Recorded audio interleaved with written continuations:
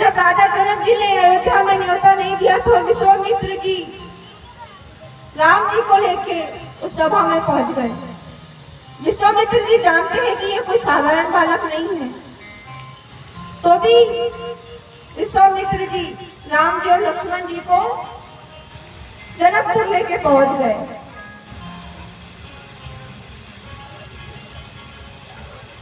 जनकपुर गए। क्या आप जानना चाहते हैं कि क्यों नहीं राजा जनक ने अयोध्या में निमंत्रण दिया था? अगर आप जानना चाहते हो तो बताइए, और नहीं तो आगे कथा में आगे प्रवेश करते हैं। राजा जनक जी जानते थे, उन्हें डर था। एक स्त्री थी, पतिव्रता स्त्री, अपने पति को लेके जा रही थी। उसका पति जो था वो अपाहिज था, नेत्रहीन था। अपने पति को लेके वो जंगल से जा रही थी। मांडवी नाम का एक ऋषि जंगल में तपस्या कर रहा था। तो पतिव्रता नारी जो थी अपने पति के प्रेम में इतने, सेवा में इतनी मगन थी कि उसको ये भी नहीं पता था कि रास्ते में कौन है और कौन नहीं है। वो अपने पति को लेके जा रही है सुकन्या। रास्ते में ऋषि मांडवी बैठे हैं, तपस्या कर रहे हैं। सुकन्या का पैर उस ऋषि के कमंडल से लग जाता है और ऋषि के कमंडल से जल नीचे गिर जाता है। जैसे ही ऋषि की तपस्या भंग होती है, तुरंत ऋषि मांडवी उठ के अपने आसन से खड़े हो जाते हैं और कहते हैं, तुम कैसी नारी हो? तुम्हें ये भी नहीं पता है कि तुम कहाँ हो, कहाँ चल रही हो? और ऋषि मांडवी श्राप दे देते हैं कि तुम अपने पति पे इतना गर्व करती हो, तुम्हारा पति एक पति के प्रेम में इतना पागल, इस बात का तुमको इतना गर्व है। ऋषि अपने कमंडल से जल निकालते हैं और तुरंत सुकन्या को श्राप दे देते हैं कि सूर्योदय होते ही तेरे पति की मृत्यु हो जाएगी और तू विधवा बन जाएगी। जैसे ही ऋषि श्राप देते हैं सुकन्या को, सुकन्या भी पतिव्रती तथा नारी थी। वो भी कहती है कि महाराज, अगर मैं पतिव्रता नारी होगी तो मैं भी सूर्योदय नहीं होने दूंगी।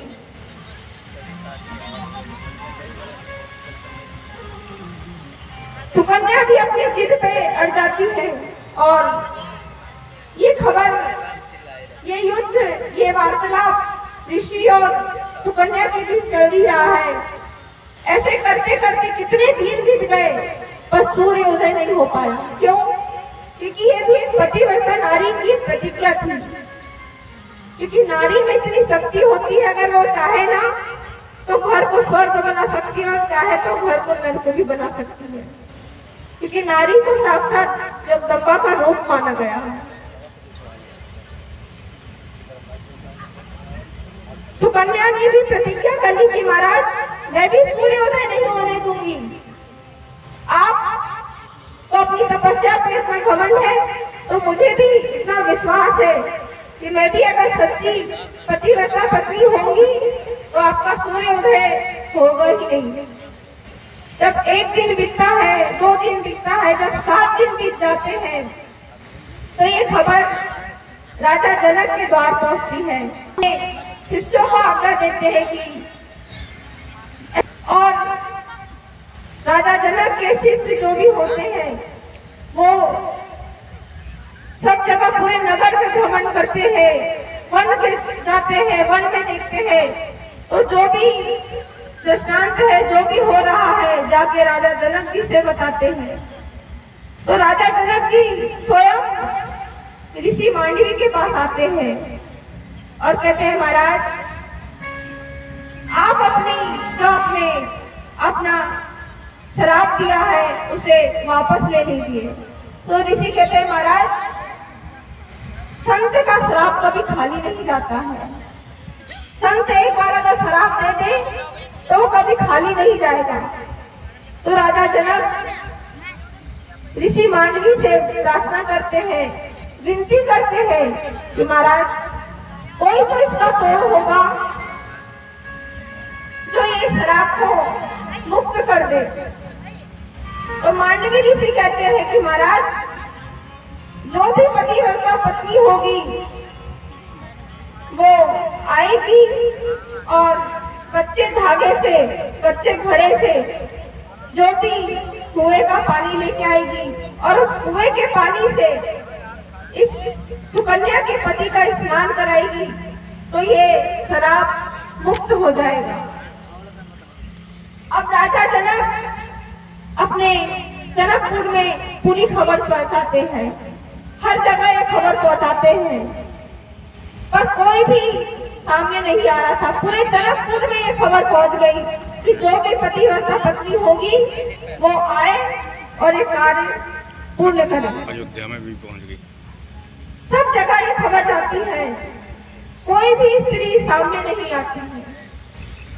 जब ये खबर उड़ते उड़ते अयोध्या नगरी पहुंचती है, अयोध्या में माँ कौशल्या को जब ये खबर सुनती है तो माँ कौशल्या कहती है अपने पति से कि प्रभु स्वामी, अगर आपकी आज्ञा हो तो क्या मैं जाऊं और जाके उस कन्या के पति को पाप से, इस श्राप से मुक्त कराऊं। तभी वहां पे नौकरानी मैत्रानी जो राजा दशरथ के महल में साफ सफाई का काम करती थी, वो जात से मैत्रानी थी, ये सुनती है और माँ कौशल्या से कहती है कि माता रानी, आपके महल में इतने नौकर हैं, इतने शिष्य, इतने सेवक हैं, फिर इतने से काम के लिए आप जाओगी, ये शोभा नहीं देगा। ये अयोध्या वासी को शोभा नहीं देगा कि इतने से काम के लिए हमारी स्वयं महारानी जाएगी। देवी, अगर आपकी आज्ञा हो तो क्या मैं जाऊं? वो जो मैत्रानी होती है वो जाती है जनकपुर और कच्चे धागे से, कच्चे घड़े से उस कुएं का जल लेके आती है और सुकन्या के पति को स्नान कराती है और सुकन्या के पति को श्राप मुक्त कराती है। तो राजा जनक पहले ही जान चुके थे कि इतनी बड़ी बात पूरे राज्य में फैल गई, कोई भी स्त्री सामने नहीं आई। अयोध्या की एक मैत्रानी ने आके कार्य कर गया। पता नहीं अगर मैं राजा दशरथ के यहाँ पे ये न्योता दूं स्वयंवर का तो पता नहीं उनके अयोध्या के किस सेवक को भिजा दे और मेरी पुत्री को वो विवाह करके लेके जाए। इस डर से राजा जनक ने दशरथ जी को, अयोध्या वासी को निमंत्रण नहीं दिया था। और विश्वामित्र भी बचपन में ही माँ सीता जी से कह देते हैं कि पुत्री, हम तो ठहरे ऋषि बाल ब्रह्मचारी, आपको क्या देंगे, पर ऐसी वस्तु आपको भेंट करेंगे कि जो आपको जीवन भर आपके काम आएगा। विश्वामित्र जी ने बचपन में ही उनको ये भेंट प्रदान कर दिए थे, वचन दे दिए थे। इसलिए ये कारण है कि राजा जनक जी ने अयोध्या वासियों को निमंत्रण नहीं दिया था, क्योंकि उनको डर था कि पता नहीं अयोध्या से अगर कोई सेवक आ गया और मेरी पुत्री को वर के ले गया, विवाह करके ले गया, तो मैं क्या करूंगा। तो विश्वामित्र जी ने इस बहाने से राजा राम जी को जनकपुर लेके गए थे। राजा राम आज जनकपुर जाते हैं और पुष्प वाटिका में जाते हैं। प्रथम माँ सीता जी के दर्शन करते हैं और क्या कहते हैं,